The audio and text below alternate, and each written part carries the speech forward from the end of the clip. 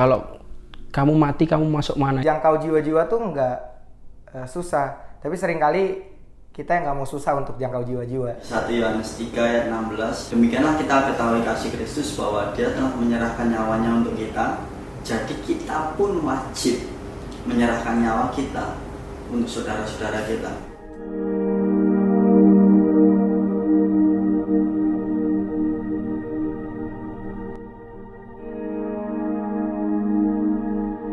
Waktu itu saya umur 17 tahun, waktu pertama kali saya menginjakkan kaki saya di tanah Afrika. Tahun 2008 itu pertama kali saya mengalami kepenuhan Roh Kudus. Sejak saat itu setiap hari saya bertemu dengan teman-teman saya nggak pernah ngomong yang lain, saya cuma ngomong tentang Yesus. Kita di Afrika bukan tinggal di tempat gereja atau di hotel atau di penginapan rumah warga, kita akan memang tujuannya masuk ke dalam hutan. Kita bakal tinggal dalam tenda dan kita mewartakan firman Tuhan di sana.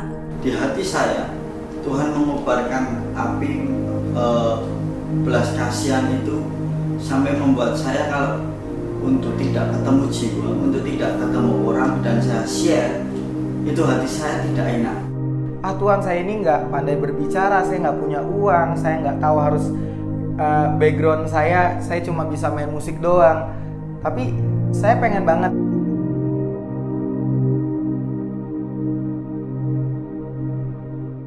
Tantangan terbesarnya pertama kali jelas untuk masalah pribadi, mengesampingkan ego pribadi. Setiap kali kita mau pergi selalu ada hambatan. Misalnya tiba-tiba waktu pertama kali Tuhan suruh ke Jakarta 2015, mama saya masuk ke rumah sakit, masuk ICU.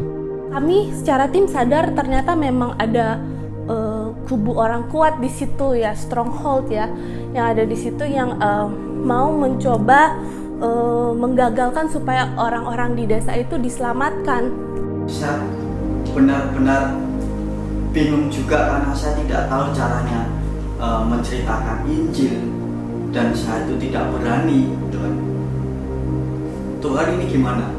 Sampai satu kali saya nekat gitu. Saya memberanikan diri untuk saya datangi lagi teman-teman saya cerita lagi dengan orang-orang yang notabene belum kenal Kristus. Kalau mujizat ada banyak sekali ya. Ada 4 orang gak bisa mendengar selama bertahun-tahun, ada yang dari kecil langsung bisa mendengar malam hari itu.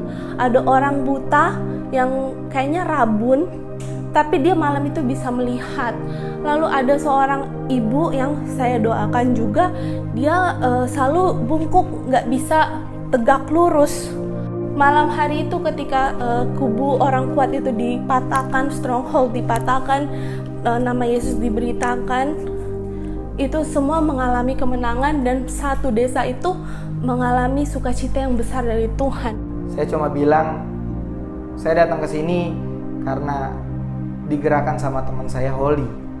Dan kita tahu namanya Holy Spirit, dan saya bilang dia ini yang membuat saya ada sampai saat ini, dia ngedukung saya sampai ke tempat ini.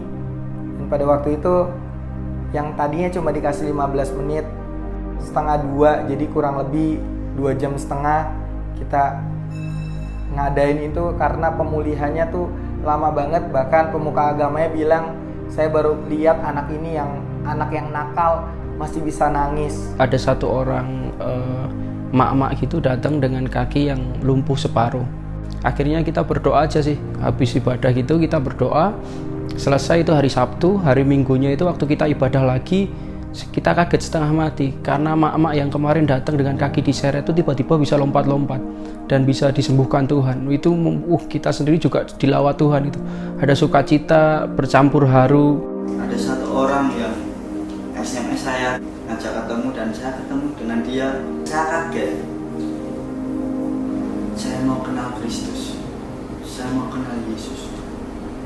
Saya cerita tentang Yesus, saya cerita dan saya tuntun orang itu berdoa.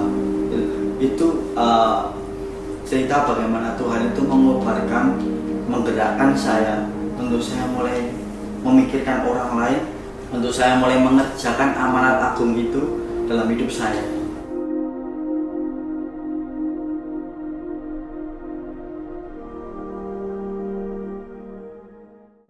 Tuhan tidak pernah meninggalkan. Kita cuma taat saja. Karena Tuhan ngomong kemana kakimu melangkah, di situ aku ada. Sejauh kamu melangkah, sejauh itu aku menyertai. Hati saya mau supaya jiwa-jiwa diselamatkan, banyak orang bisa mengenal Tuhan Yesus, banyak orang bisa mengalami kasih Tuhan dalam hidup mereka. Mereka cuma satu, pengen memberitakan Injil dan mengabarkan bahwa kebenaran itu ada. Mujizat itu menyertai orang-orang percaya. Tanda-tanda dan mujizat itu menyertai kita ketika kita memberitakan nama Yesus.